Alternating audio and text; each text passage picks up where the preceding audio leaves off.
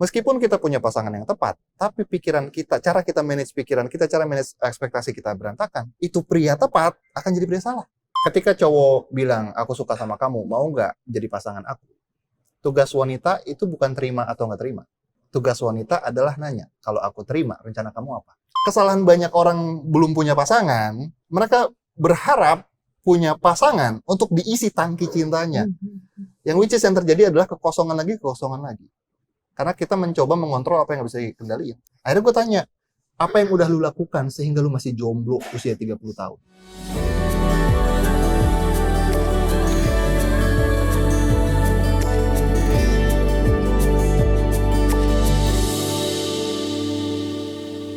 Aku tuh percaya kalau misalnya kita tuh mau punya relationship yang baik, kitanya tuh juga harus terus belajar, harus mengenal diri sendiri, belajar.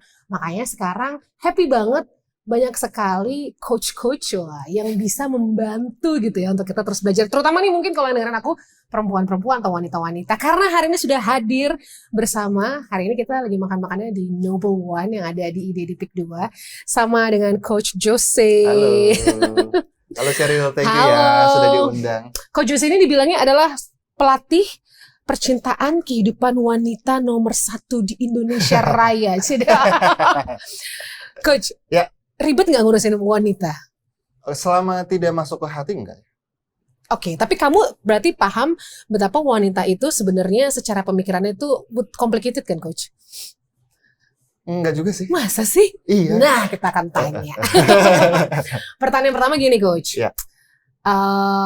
Kemarin tuh kan lagi heboh yang kayak cuma donatur yang bisa ngatur Ya, apa segala macam lah. Kalau bukan donatur jangan ngatur. Iya, something like that gitu ya. Tapi aku tuh pernah dapat pesan yang aku masih pegang dari sampai sekarang oleh mamaku. Beliau bilang, sampai kapanpun kamu harus tetap bekerja walaupun udah menikah punya anak. Bekerja bukan berarti harus kita kantoran ya. Tapi kamu harus berdaya, setidaknya punya penghasilan sendiri supaya kalau ada apa-apa tuh kamu bisa bantu suami kamu. Kamu gak juga ngerepotin kalau kamu butuh sesuatu. Ibaratnya itu berdaya ya. Memang lebih baik wanita berdaya atau kayak gimana tuh, Coach? Kalau gue pribadi lebih menganggap ini kehidupan setelah menikah kan. Iya. Wanita berdaya tuh bukan cuma konteks finansial kalau gue. Gue tipikal kalau gue menikah, gue jadi suami, gue pengen jadi pihak yang memang nge-provide protect semuanya. Wow, oke. Jadi misalkan provider ya? Iya, istri punya hobi mau kemana, selama gue mampu, gue utamakan gitu. Gue tipikal yang mengencourage yang seperti itu. Jadi gue tidak membenarkan dan tidak menyalahkan wanita yang bekerja di luar. Betul. Namun kalau misalkan mereka mau dan suaminya setuju, gue fine-fine aja. Namun kalau misalkan berdaya dalam konteks pernikahan, gue lebih setuju dalam tataran mental. Gimana nih? Iya, karena banyak, ini kita bukan ngomong eksklusif buat wanita doang ya, pria juga. Soalnya ketidakberdayaan mental itu efeknya jangka panjang.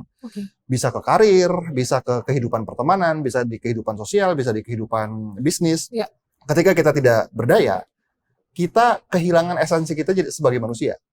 Betul. Jadi ketika kita nggak berdaya nih, nilai kita sebagai manusia biasa berkurang. Kenapa? Karena biasanya kita ngerasa kita nggak berharga, kita nggak layak. Karena ngerasa saya nggak berdaya. Benar. Nggak berdaya itu kan antara helpless, hopeless, atau penuh dengan fear. Antara 3 hal itu aja. Dan ketika mereka ngerasa mereka nggak berdaya, mereka nggak punya kontrol, mereka nggak punya kendali, akhirnya mereka cenderung reaktif daripada proaktif. Dan reaktif dalam kehidupan, itu sama aja kayak kita selalu jadi pemadam kebakaran. Bukan mencegah kebakaran untuk terjadi. Jadi ada kebakaran, wah semprot, ada kebakaran, semprot. Di bisnis, kalau kita jadi pemadam kebakaran terus, bisnisnya nggak jalan-jalan. Di pekerjaan, kalau manajemen kantornya nggak bagus dan akhirnya taskingnya itu semua soal pemadam kebakaran, kita pasti stres. Dalam hidup, ngadepin keluarga, ngadepin suami, ngadepin anak. Kalau kita juga jadi pemadam kebakaran, kita juga pasti stres. Maka keberdayaan diri itu adalah awal untuk jadi proaktif sehingga kita bisa ngebentuk kehidupan yang kita mau, yang gue sebut sebagai kalau term yang gue sering pakai adalah kehidupan yang berguna. Ya, karena kayaknya memang esensi manusia untuk bisa merasa berguna adalah dia menjadi berguna untuk orang sekitarnya, kan gitu ya, Coach ya, untuk dirinya sendiri atau orang sekitarnya gitu. Makhluk sosial lah gitu loh. Betul. Namun maksud gue berguna untuk gini. Kenapa gue tidak langsung berguna untuk orang lain? Karena biasanya itu jadi kayak retorika. Iya. Karena gue pengen berguna bagi orang lain. Padahal sebenarnya yang terpenting adalah berguna bagi dirinya sendiri. Betul. Berguna bagi dirinya sendiri itu dalam arti mereka tahu mereka mau kemana. Karena kan dalam hidup itu yang pasti cuma 2 kan? Yes. Kepastian hidup itu cuman mati atau bayar pajak. Cuma 2 itu kan? Ya pasti. Bayar pajak disebut lagi bener. Loh, kita misalkan nih, kita bandel gak bayar PPH, kita bayar PPN. Ya. Pasti bayar pajak, mati juga pasti. Selain kedua hal tersebut, gak ada yang pasti. Kita bahagia atau enggak pasti, kita dapat jodoh atau enggak pasti, kita dapat kerjaan atau enggak pasti. Semua gak ada yang pasti. Maka karena hidup ini penuh dengan ketidakpastian, kita butuh berdaya dan butuh berguna buat diri kita sendiri agar bisa menghadapi ketidakpastian dengan lebih luas gitu. Benar. Itu suka sih berguna atau berdaya untuk diri sendiri, karena kalau kita ngerasa helpless gitu, kita jadi mudah stres juga ya. Iya. Karena kita menganggap yang rusak itu semuanya. Kita menganggap yang salah alam, yang salah Tuhan, yang salah teman saya. Atau bahkan amit-amit kalau dia sampai menyalahkan saya yang salah. Iya. Aku diciptakan secara salah gitu. Itu lebih amit-amit lagi. Atau ketika dia ngerasa segalanya dan selamanya salah. Kayak nggak bisa diubah. Iya. Aku dari dulu salah, sekarang salah, kayak di depan juga salah nih. Jatuhnya nanti depresi ujung-ujungnya bisa. Nah, dan itu memang definisi dari clinical depression. Ketika dia ngerasa personal, yang salah itu personal, saya yang salah. Ketika dia ngerasa pervasif itu semuanya salah. Dan ketika dia ngerasa kesalahan itu permanen. Personal, pervasif, permanen. Itu resep jadi clinical depression. Dan akhirnya jadi nggak berdaya. Jadi, ini kan kita ngomongin romansa ya, tapi kok jadi ngomongin begini? Dong, karena romansa itu erat kaitannya dengan kesehatan mental kita kan. Sangat erat. Jadi orang boleh punya uang seberapapun, boleh punya kekuasaan berapapun, tapi kalau relationship-nya berantakan, biasanya kualitas hidupnya berantakan. Iya, benar coach. Nah, berarti pertanyaannya gini, kalau misalnya kamu mau pasanganmu berdaya, kita sebutlah in a marriage gitu ya, apa yang harus dilakukan? Dalam konteks apa? Aku pengen pasanganku berdaya. Tapi misalnya aku nggak, ini misalnya suami ya. Istriku di rumah aja deh ngurus anak. Tapi kan nggak mungkin dia cuma ngurus anak aja.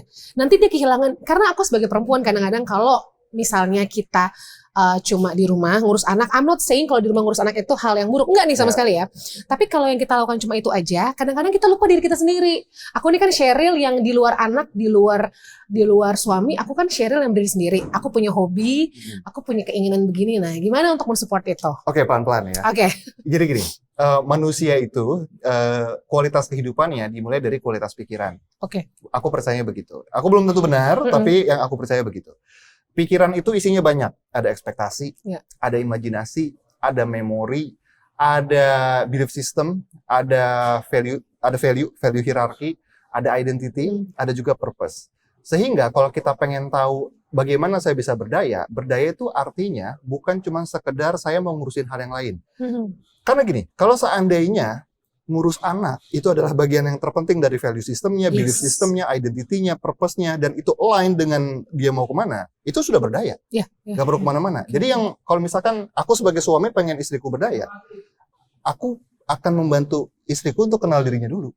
Oh, wow. Oke. Jadi aku tahu berdaya versi dia itu apa. Karena ada juga kan perempuan yang aku cuma pengen ngurus anak di rumah aja. Ada. Menunggu kamu ngurus. Iya. Jadi aku akan tanya dulu, kamu maunya apa? Kamu punya belief apa? Kamu punya value apa? Sehingga aku lihat ini align nggak dengan dia. Kalau misalkan ternyata istriku ada di sini, ada di belakangnya. Istriku tuh tipikal orang yang nggak bisa diem. Sangat-sangat gitu. Dan sangat actionnya sporadis. Kalau aku strategi satu-satu, dia sporadis, gitu ya. Kalau istilah gue membabi buta gitu kan, kemana-mana, semua dikerjain. Tapi rapi semuanya. Dan kalau gue memandang hal tersebut dari kacamata gue bilang, lu gitu amat sih nggak berdaya. Tapi kan gue nggak bisa bilang kayak begitu. Yang gue perlu lakukan adalah gue perlu kenal dulu istri gue kayak apa. Dan ternyata setelah dicek value, belief system dan purpose dan lain sebagainya, itu masih align sama dia. Masih align ya. Berarti kalau misalkan itu yang lu butuhin, ya ayo saya support. Karena tugas pasangan adalah salah satunya mensupport pasangan lainnya untuk bertumbuh. Karena relationship itu bukan cuma cinta-cintaan, cinta mah bisa habis, rasa suka mah bisa habis. Kita sekarang ganteng nanti bisa jelek, istri kita cantik nanti lama-lama juga bisa jelek. Mau nanti botox kayak mau apa, tetap aja kan namanya usia, ya. Benar. Karena kita kan nggak selamanya, kita pasti ada matinya. Tapi yang nggak habis itu adalah ketika kita memang tahu tugas kita untuk pasangan adalah bantu dia bertumbuh, and vice versa. Dia juga ada di kita untuk membantu kita bertumbuh. Bukan artinya nggak terima apa adanya. Karena gue juga salah satu orang yang nggak terlalu percaya terima aku apa adanya. Apa nih? Kalau terima apa adanya, berarti kan tidak ada ekspektasi. Nggak ada ekspektasi itu resep untuk kita punya meaning of life. Dengan punya ekspektasi kita punya meaning. Nggak punya ekspektasi, ya udah nggak kemana-mana. Benar. Yang jadi soal kan apakah ekspektasinya membawa pada kebergunaan, keberdayaan, atau pada justru malah menyakiti diri. Yang dikontrol kan ekspektasinya. Let's say kalau misalkan punya ekspektasi, aku punya ekspektasi sama pasangan ya, tentu aku punya. Istriku punya ekspektasi ke aku, tentu aku punya. Cuma tinggal dilihat ekspektasinya ekologis nggak? Ekologis dalam arti win-win nggak? Jangan-jangan ini bukan ekspektasi tentang gua bertumbuh, tapi karena lu pengen gua melakukan sesuatu biar lu senang. Iya benar. Itu kan dua hal yang berbeda. Gua pengen support pasangan gua bertumbuh, belum tentu itu directly benefiting gua.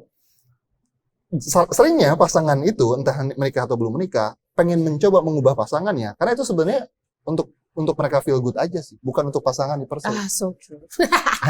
Bener, kadang-kadang gitu ya, kita sebenarnya egois aja gitu.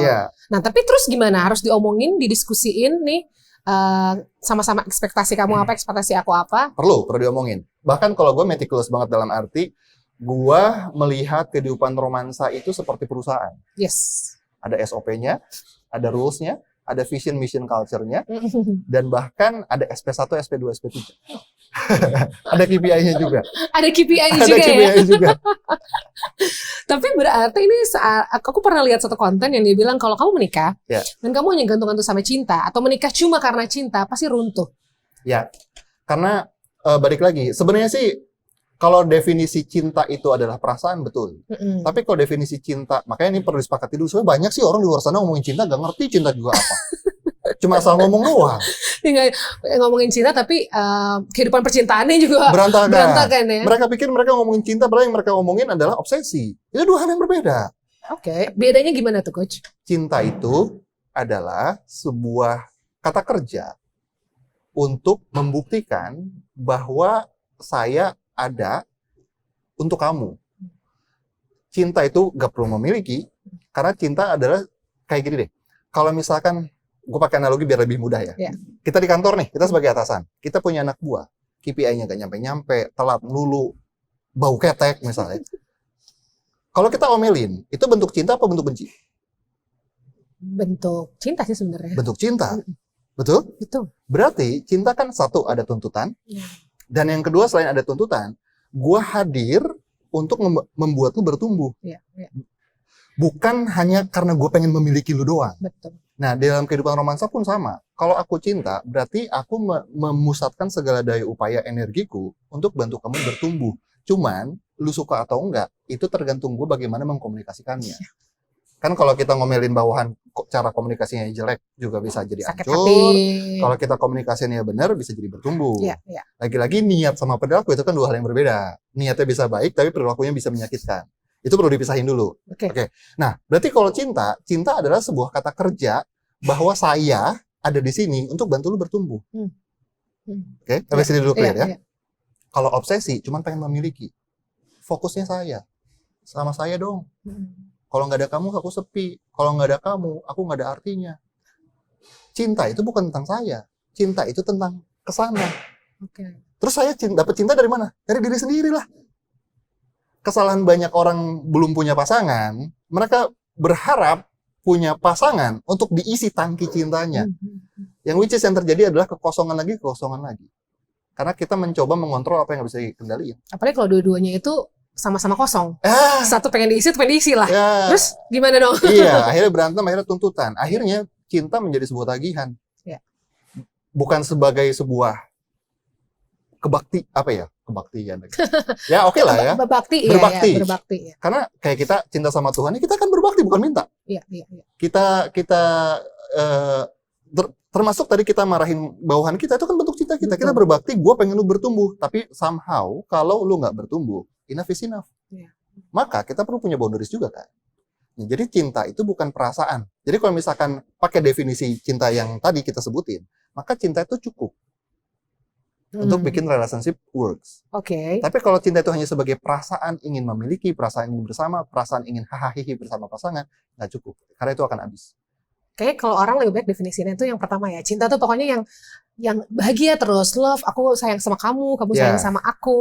kalau pakai itu pasti hancur, berantakan. Karena kenyataannya perasaan itu dinamis. Iya. Perasaan itu tergantung dari pemaknaan yang kita punya. Semua tergantung dari pikiran, tergantung bagaimana cara kita manage pikiran. Pikirannya berantakan, perasaannya berantakan. Meskipun kita punya pasangan yang tepat, tapi pikiran kita, cara kita manage pikiran kita, cara manage ekspektasi kita berantakan, itu pria tepat akan jadi pria salah. Complicated juga nih. Iya. Oke. Itulah kenapa kalau misalkan ada yang datang ke kita ya ke True Love, pengen coaching atau pengen mentoring training, pertama kali yang dibetulin adalah saya, bukan orang. Dan bahkan benar-benar tahu cinta itu apa.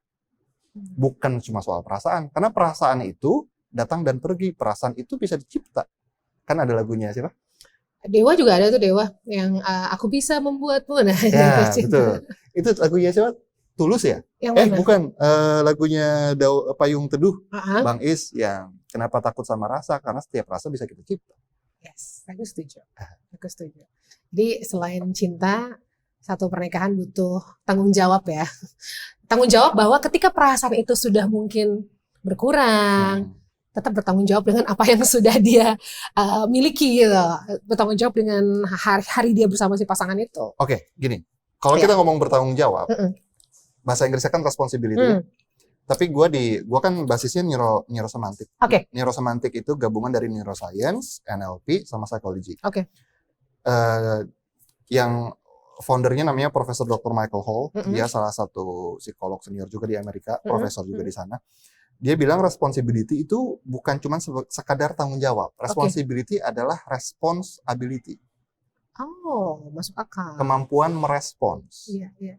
Sehingga kita bisa memanage cara kita merespons terhadap hal luar. Hal luar itu bisa jadi omongan orang, pikiran orang, tindakan orang, bisa jadi bencana alam, bisa jadi fenomena alam, COVID, anything. Berarti responsibility itu bukan cuma mengatur tindakan, bukan cuma mengatur perasaan, tapi juga mengatur semua secara holistik. Karena ujung-ujungnya yang bisa kita atur itu cuma pikiran, perasaan, kata-kata, sama tindakan. Cuma 4 itu yang kita punya power untuk kendalikan. Nah, maka kalau misalkan bicara responsibility, tadi kan ada kalimat yang menarik, ketika perasaan mulai turun. Itu nggak tiba-tiba.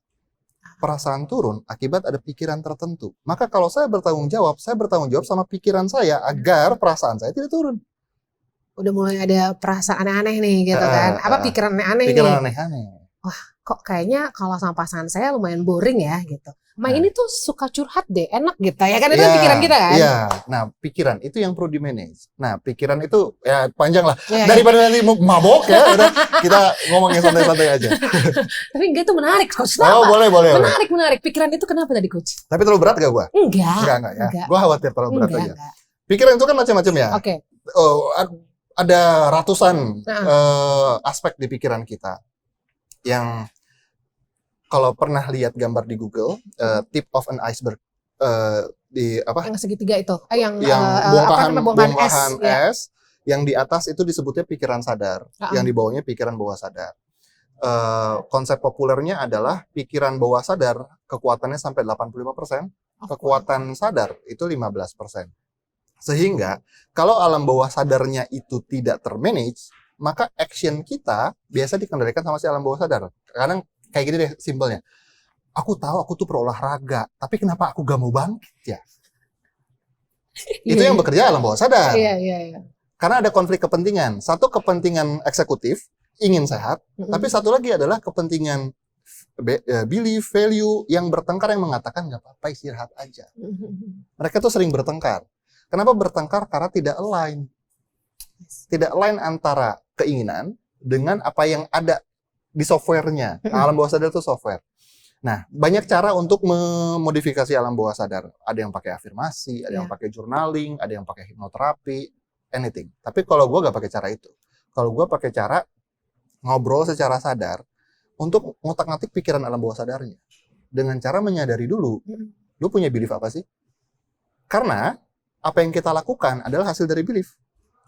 Karena kita percaya belief itu perintah bagi tubuh.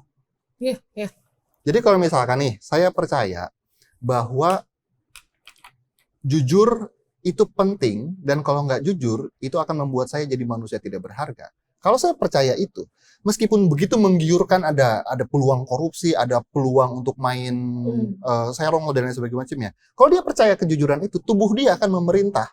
Itu akan memerintah tubuh dia untuk menghindari. Enggak, gue gak mau kesini, gue gak mau kesini. Nah, jadi yang dimaksud dengan gimana caranya biar kayak tadi tuh ada perasaan yang mulai turun sama pasangan. Iya. Berarti kan kita perlu cek, saya punya ekspektasi apa terhadap pasangan. Jangan-jangan saya nggak sadar saya punya ekspektasi tertentu, sehingga ketika pasangan punya sesuatu, saya menilai itu sebagai, wah nggak bener nih pasangan. Wah kayaknya udah nggak cinta lagi sama pasangan. Karena masalah itu nggak pernah ada di dunia luar. Masalah tuh selalu ada di sini. Masalah tuh selalu ada di persepsi. Kan dulu di media ya, di Kompas ya. Pasti kan ada ya sebuah kejadian. Yang satu narasinya A, yang satu narasinya jauh banget B. Yes. Mana yang benar, mana yang salah? Dua-duanya benar. Dua-duanya ada datanya. Tapi apa yang membuat satu ngupasnya dari sisi A, yang satu ngupasnya dari sisi B? Value.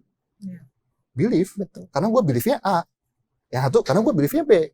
Ya, kalau di media, kepentingannya. Kepentingan, ya. Value itu kan kepentingan. Yes. Value itu kan, ya, sebuah prinsip. Prinsip adalah sebuah kepentingan. Kepentingannya apa? Nah, kita kadang-kadang suka nggak sadar kita punya ekspektasi apa. Ekspektasi kan di-drive oleh kepentingan juga. Gue tuh punya kepentingan apa sih? Nah, karena kita nggak sadar kita punya belief apa, value apa, sehingga akhirnya kita suka bingung, kenapa gue milih ini ya? Kenapa gue melakukan ini ya? Padahal gue nggak mau. Nah, jadi berdaya artinya mengenali diri, mengenali belief apa yang bekerja, value apa yang bekerja, sistem apa yang bekerja di kepala, sehingga kita bisa manage perasaan, karena perasaan itu cuma simptom, bukan problem. I see. Jadi kita ngerasa nggak bahagia, ngerasa kosong, ngerasa sedih, itu tuh bukan masalah, itu alarm. Itu alarm simptom, betul. Cuma simptom. Kayak misalkan nih di restoran ini ada fire hydrant misalkan. Kalau dia nyala, alarm nyala, apakah masalahnya di alarm? Kan enggak, masalahnya ada api. Apinya di mana? Di pikiran. Pikiran yang alam bawah sadar tadi itu perlu di-manage dulu. Sehingga perasaan yang muncul jadi perasaan berguna. Sehingga kata-kata yang muncul, entah itu ngomong kata-kata yang muncul ke orang lain atau kata-kata yang kita omongin ke diri sendiri pun jadi berguna. Sehingga tindakan kita pun jadi berguna. Kalau itu ngegulung terus jadi habit, kalau ngegulung terus jadi karakter, ngegulung terus mengubah nasib. Wow. Ya. So kenali diri sendiri dulu.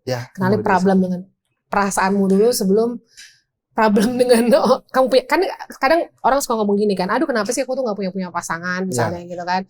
Ya mungkin makanan sehari-hari gue itu. Iya kan? Pertanyaan. Sering pertanyaan kayak gitu coach. Lah iya, itu makanan sehari-hari. Terus akhirnya coach menjawab apa? Ya gue bilang apapun yang terjadi di muka bumi terhadap kita itu karena dua alasan. Karena yang sudah saya lakukan atau yang belum saya lakukan. Ya tinggal evaluasi aja. Apa yang sudah saya lakukan sehingga saya dapat efek seperti sekarang. Apa yang belum saya lakukan sehingga saya dapat efek seperti sekarang. Kebanyakan mereka mendengar pertanyaannya ngangguk-ngangguk, tapi habis itu, apa sih maksudnya? Akhirnya gue tanya, apa yang udah lu lakukan sehingga lu masih jomblo usia 30 tahun? Apa ya? Saya banyakan kerja coach misalnya. Iya, saya kebanyakan kerja. Apalagi yang sudah kamu lakukan? Ya habis kerja pulang doang sih coach. Apa yang sudah kamu lakukan? Kalau ketemu cowok, aku langsung ilfil gitu sih coach. Pikir-pikir di listing. Oh ternyata problem bukan di luar, problemnya di sini. Terus biar seimbang, tanya juga, apa yang belum kamu lakukan sehingga kamu ada di sini? Saya belum coba online dating sih coach. Saya belum ikut komunitas sih coach. Saya belum ketahuan akhirnya. Sehingga ketika kita melihat itu dalam logic standpoint, tanpa emosional, ada solusinya. Tapi kalau misalkan berat nih rasanya udah umur segini, apa kata orang, dirasa, nggak ketemu solusinya. Makanya logic first, emotion second. Ya, kadang emotion itu kan dia suka nggak tahu kenapa overlapping sih logic itu. Betul, karena ada pengaruh hormon. Dan itu juga efek dari pikiran yang tidak terstruktur. Tidak tertata, yang tadi gue bilang, belief systemnya semua nggak tertata, akhirnya perasaan itu kan akibat pemaknaan. Karena ada pemaknaan, ada rasa. Gak mungkin rasa muncul tiba-tiba. Semua dari pikiran. Semua dari pikiran. Wow, nice. Ini nih sekarang ya. Senjata kita pikiran kita. Senjatanya pikiran. Terus kalau ada, pasti ini pertanyaan-pertanyaan yang sering diberikan sama coach ya. Ada orang yang, aku tuh kayaknya udah pacaran sama dia lama nih coach. Lama nih, ya 4 tahun, 5 tahun, 7 tahun kadang-kadang. Bentarnya KPR udah lunas. Gitu. 9 tahun. Iya, tapi kok kayak nggak maju-maju gitu-gitu aja. Kayak nggak dikawin-kawinin lagi gue misalnya gitu ya. Gimana coach? Itu semua terjadi karena, gue tidak membenarkan si cowoknya ya. Iya. Karena cowoknya salah di sini. Oh gitu? Iya, betul. Gue cowoknya juga salah. tapi di sisi lain itu terjadi karena si ceweknya lalai juga. Apa kelalaian dari wanitanya? Gini, ketika cowok bilang aku suka sama kamu, mau nggak jadi pasangan aku? Tugas wanita itu bukan terima atau nggak terima. Tugas wanita adalah nanya, kalau aku terima, rencana kamu apa? Oh wow, oh keren tuh. Iya dong. Iya. Biar jelas visinya sesuai nggak, align nggak, belief systemnya align nggak, habitnya align nggak. Kalau aku terima, rencana kamu apa? Jalanin aja sih, kalau cocok nanti kita nikah. Nah, kebanyakan hubungan itu cuma dilandasi jalanin aja dulu. Yang which is menurut gua itu adalah konyol karena sama aja kayak judi. Kayak judi slot. Iya. Kayak kita judi, kita mempertaruhkan segalanya, ya kan?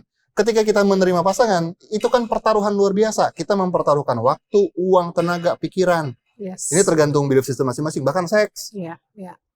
5 hal ini kita pertaruhkan segalanya dan bahkan itu sangat berharga bagi wanita. Kalau buat laki-laki having sex habis itu udah, ya buat laki-laki mah itu bread and butter lah. Tapi untuk wanita ini kan something matter buat mereka. Yes. 5 hal ini udah dikasih untuk sesuatu yang nggak jelas. Apa namanya kalau bukan judi?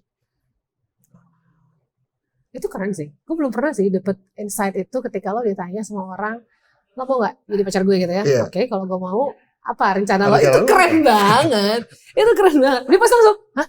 Apa ya? Gitu. Kalau yang ternyata dia memang nggak siap, ya pasti kan Iya, jadi kelihatan. Akhirnya di situ kita bisa memutuskan bukan cuma berdasarkan feeling, bukan cuma berdasarkan nyaman. Nyaman itu sekarang, Bu. Nanti kalau ada masalah di ke depan hari, nyaman nggak? Kan kita kan yang tahu. Makanya jangan pernah berjudi. Maka biar gak berjudi, tanya, rencana kamu apa? Rencana aku, ya jalanin aja dulu. Kalau cocok kita jalan. Jangan langsung nyerah. Tanya lagi, cocok versi kamu kayak gimana? Kalau dia gak tahu juga, kosong nih cowok. Run, lari. Iya, benar.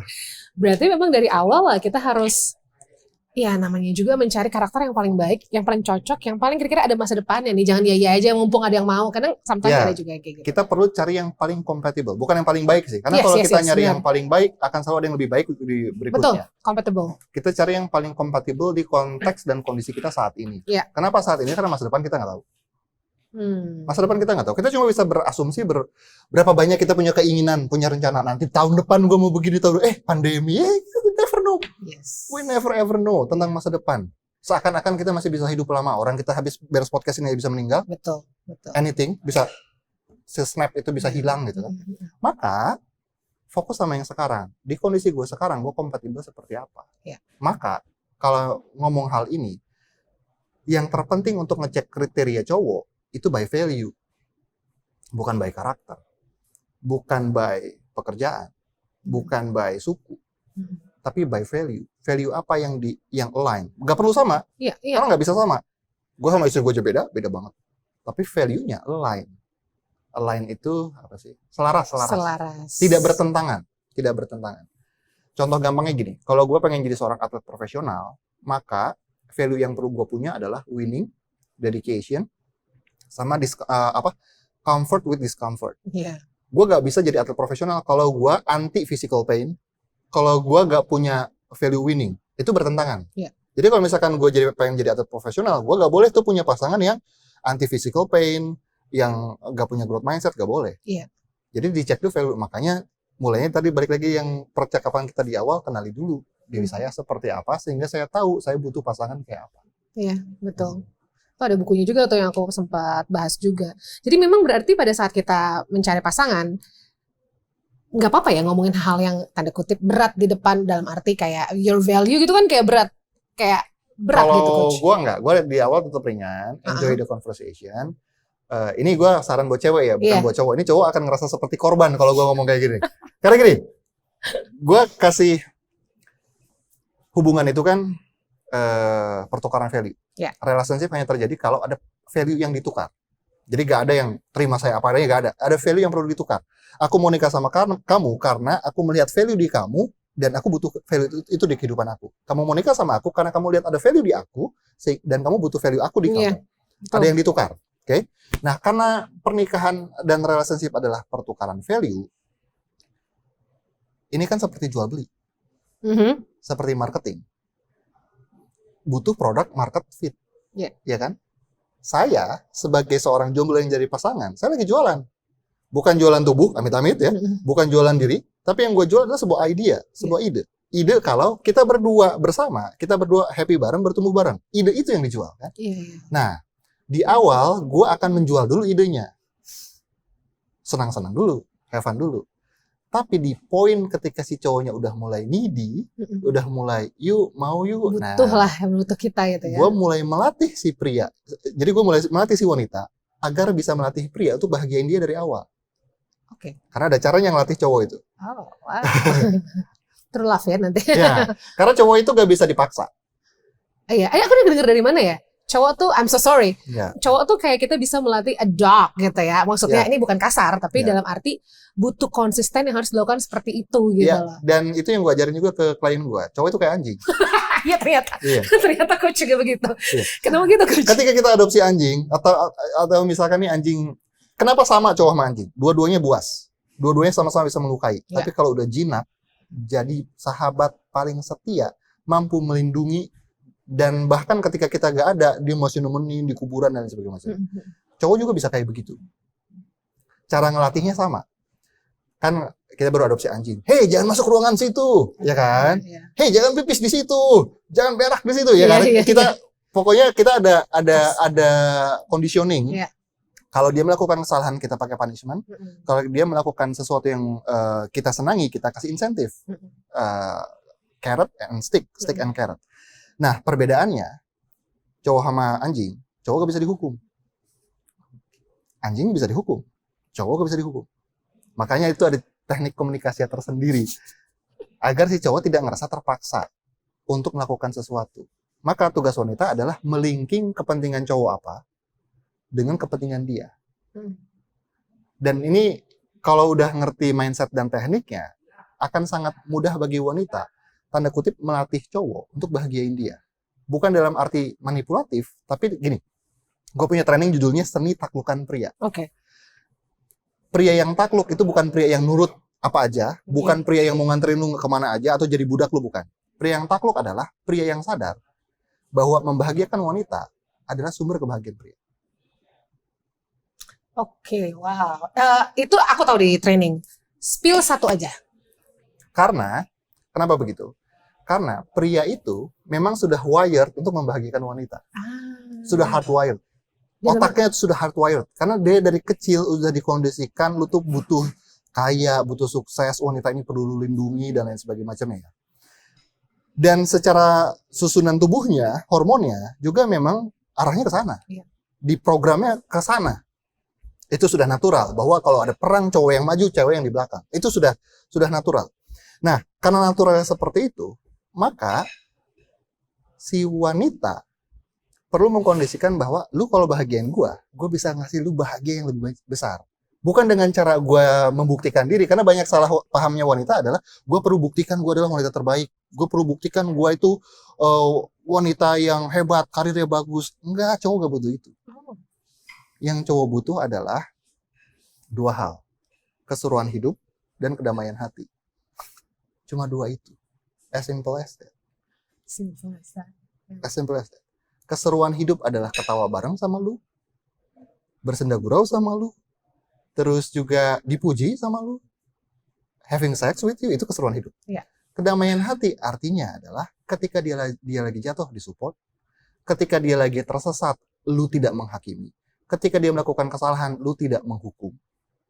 Tapi ketika dia kembali, lu sambut dengan riang gembira. Intinya 3 kata sih. Kedamaian hati itu cuma 3 kata. Aku dukung kamu. Nah, masalahnya kalau wanita udah ngasih ini ke cowok gak jelas, ke cowok yang gak punya insting provide protect, matilah. Maka di situ yang orang bilang, oh patriarki dan lain sebagainya. Ya karena lu menikahi pria salah, halo. Iya. Secara genetika, secara desain, cowok ya gitu-gitu aja. Ada testosteron, butuh keseruan hidup, butuh kedamaian hati. Gitu-gitu aja. Cuman masalahnya lu nikah sama siapa?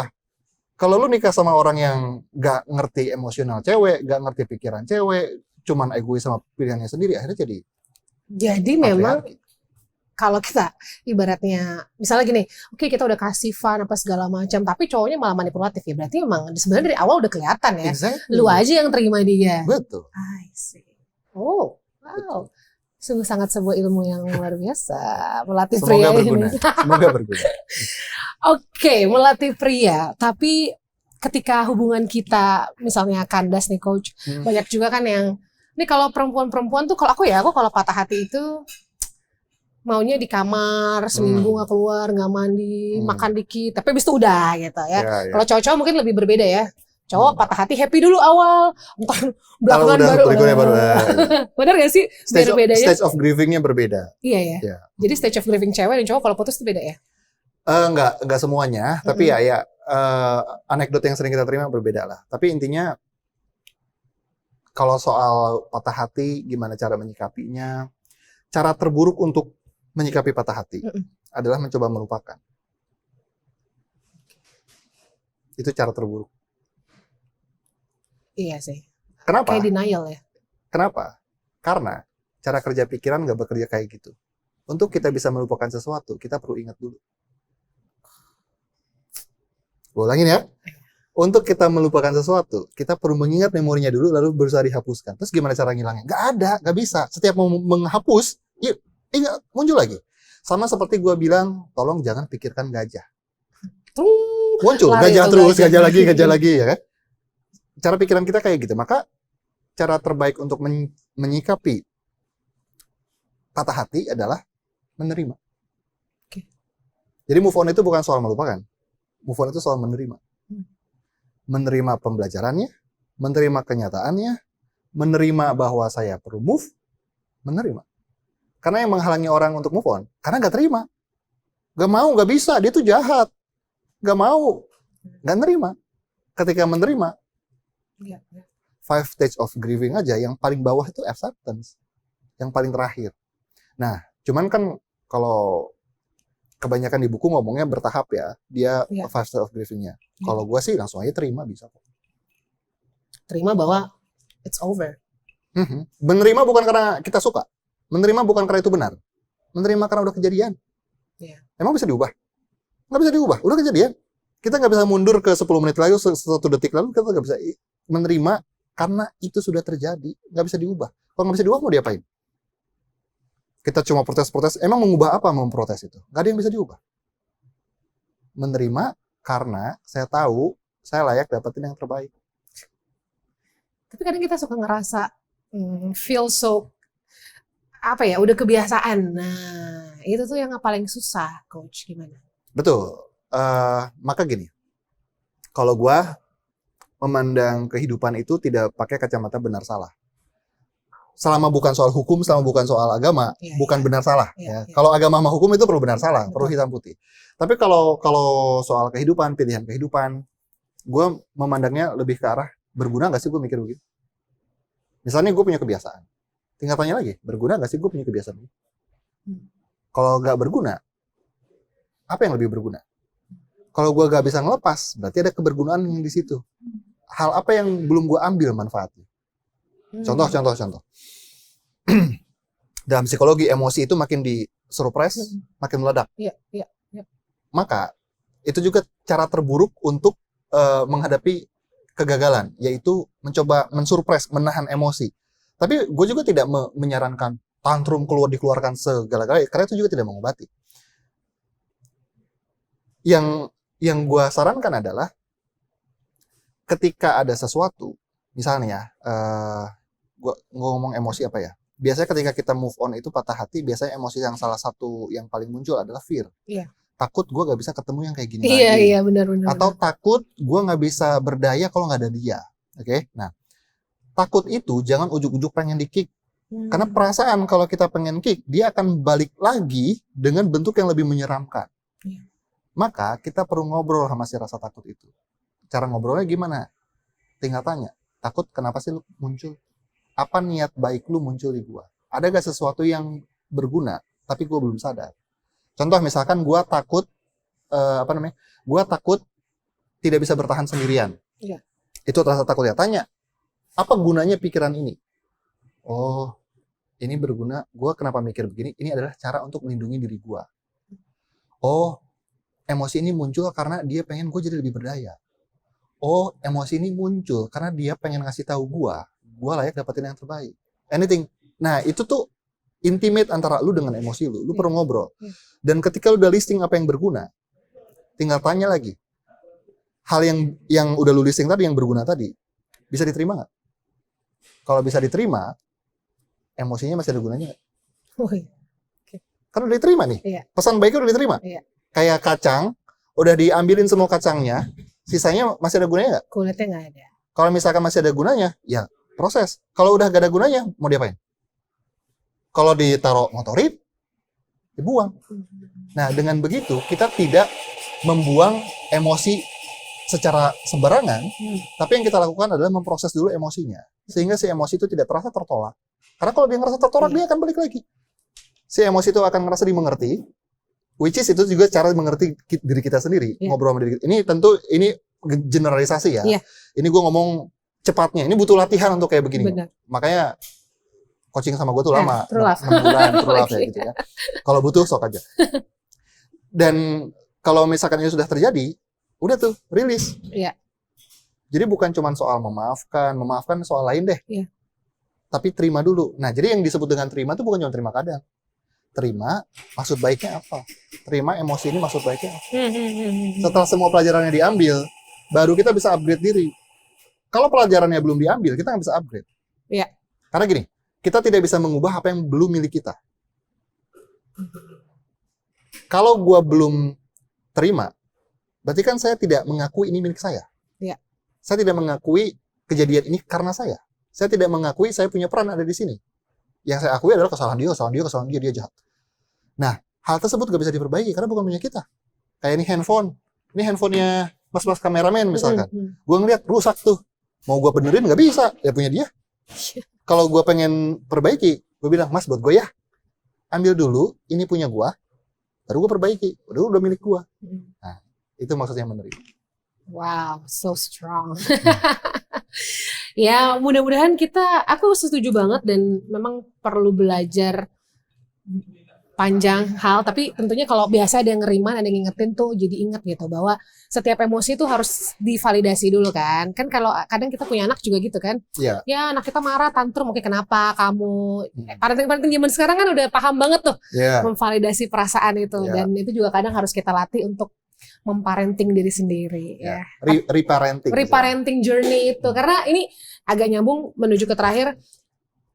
Pelajarannya dari diri aku ya, mungkin banyak yang merasa inline bahwa kadang kalau kita menikah, kita tuh dulu nggak paham nih apa yang namanya childhood trauma dan lain-lain, tapi ketika menikah nggak tahu kenapa kok muncul pada saat kita menikah. Jadi kita tahu, jadi kita tuh kayak terpantik gitu loh, coach. Masuk akal kan? Ya, itu jadi seperti itu. Satu pertanyaan sebelum ditutup adalah, karena ini pertanyaannya dari sosial media dan aku harus tanyakan, ya kan? Pertanyaannya adalah gini. Kita tuh relationship atau pernikahan sebenarnya baik-baik aja. Tapi jadi nggak baik-baik karena ada orang ketiga. Orang ketiga di sini bukan orang ketiga selingkuhan ya kan. Kan ada yang bilang selingkuhan aneh-aneh ya, itu bukan. Lucu. Okay. Bukan itu. Tapi orang ketiga di sini adalah family atau kadang mungkin mertua, orang tua. Tantangannya itu, coach. Coba tolong diberikan sedikit pencerahan. Gini ya, makanya gue sangat memegang lebih baik mencegah daripada mengobati. Sebelum nikah perlu kenal dulu orang tuanya kayak apa dan sebagainya macamnya. Perlu kenal semuanya dan bahkan perlu dibikin SOP cara lu ngadepin orang tua gue, cara gue menghadapi orang tua lu. Itu perlu udah diatur dulu. Oh iya, bener juga sih. Tapi kalau udah terlanjur nikah dan udah ada kayak begitu, yang perlu dikuatin adalah komunikasi suami istrinya dulu. Bilang ke pasangan, aku ngerasa terganggu karena titik. Dan itu perlu sesuatu yang objektif, bukan pakai bukan cuma rasa, tapi objektif. Objektif tuh gimana cara ngomongnya ya? Berarti kalimatnya perlu sensory base. Sensory base itu perlu mengandung visual, apa yang bisa dilihat, apa yang bisa didengar, apa yang bisa Jadi gini, aku tidak nyaman dengan perlakuan orang tua karena yang aku lihat ABC, yang aku dengar ABC, yang aku dan tunjukkan gapnya. Ideal menurut saya dengan apa yang terjadi, gapnya apa. Dan dituliskan juga why, kenapa ini jadi problem. Jangka panjangnya apa konsekuensinya. Nah, saran gue jangan langsung ngomong sama suami, tapi di pikiran itu dimasukin dulu ke tulisan. Sehingga bisa lebih terstruktur. Iya. Jadi nggak ada Nah, yang tersakiti nanti ya, pasti lihat ya. dan sebelum ngomong sama suami, pilih kondisi yang paling menyenangkan, yang nggak ada gimana-gimana. Dan ketika di awal bilang, Mas, aku boleh ngobrol gak sesuatu? Tapi ini aku bukan maksud mau nyerang, aku bukan mau maksud apapun. Ini penting buat kebahagiaan kita. Bahkan gue sebutnya sebagai pre-framing. Pre-framing itu lu perlu menyepakati satu hal yang sama di depan dulu.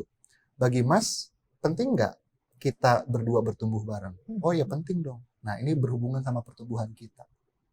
Jadi itu dulu tuh. Iya. Sehingga temboknya turun. Oke. Dan jangan marah ya Mas, aku nggak bermaksud nyerang dan lain sebagainya macamnya. Ini pure semuanya objektif. Dan aku belum tahu solusinya, aku butuh ngobrol, pengen tahu solusi dari kamu. Okay. Nah, framingnya perlu framing pernyataan. Framing pertanyaan. Kenapa? Karena cowok suka memecahkan masalah dan cowok suka jadi berguna. Iya benar. Iya. Jadi solusi. Karena gini, kenapa banyak cowok gak mau ngobrol sama cewek? Karena cuma curhat. Butuh apa sih gitu kan? Cowok kan mikirnya lu butuh solusi. Pasti kasih solusi, ngambek sih ceweknya, ya kan? Nah, kalau misalkan bilang, aku punya pertanyaan, aku nggak tahu solusinya apa. Gercep tuh cowoknya.